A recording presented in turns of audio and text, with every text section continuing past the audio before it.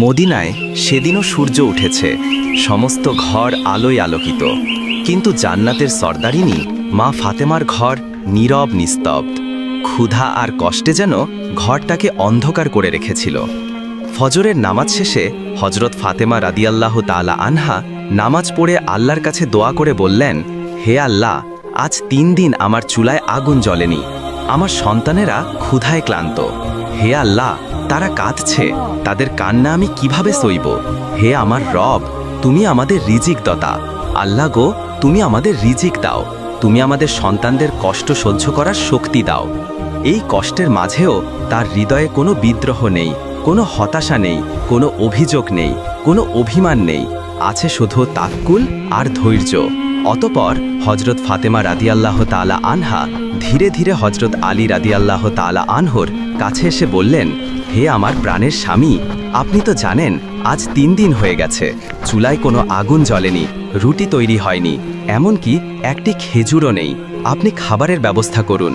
এই কথা শুনে হজরত আলী আর কিছু বলতে পারলেন না, শুধু মাথা নিচু করে রাখলেন, আর চোখের কোণ বেয়ে অশ্রু মাটিতে ঝরে পড়ল। তারপর কাজের জন্য রওনা হলেন। রোদের তীব্রতা আরবের জমিনকে যেন ঝলসে দিচ্ছিল। কোনো ছায়া নেই, কোনো পানির চিহ্ন নেই, এমনকি গাছগুলো পর্যন্ত শুকিয়ে কাঠ হয়ে গেছে। ক্লান্ত ও ক্ষুধার্ত শরীরে সেই শুকনো গাছের নিচে বিশ্রাম নিচ্ছিলেন।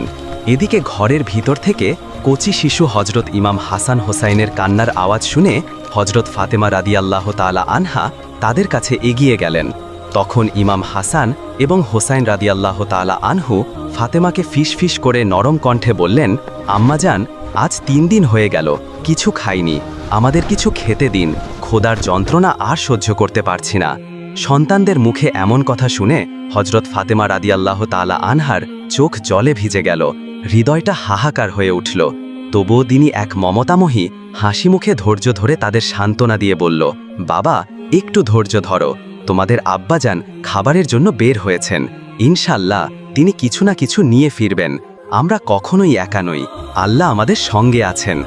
অন্যদিকে হজরত আলী রাদিয়াল্লাহু তাআলা আনহু সেই মরা গাছের নিচে বসে চিন্তা করছে। বারে বারে ভেসে উঠছে হাসান হোসাইনের ক্ষুধার্ত মুখ আর মা ফাতেমার ভেজা চোখ। তিনি মনে মনে বলতে লাগলেন, ঘরে যদি কয়েকটা খেজুর থাকতো, তাদের ক্ষুধা তো মিটত, তাদের কান্না তো থামত, কিন্তু এই গাছগুলো মরে গেছে, এখন তাও তো হবে না। পরিবারের কথা ভাবতেই চোখের জলে ভিজে গেল। অতপর আবারও রওনা হলেন একটুখানি খাবারের আশার খোঁজে। কিছুক্ষণ পর এক ইহুদির বাড়ি এসে নম্রভাবে বললেন, প্রিয় ভাই, আপনি কিছু টাকা ধার দিতে পারবেন?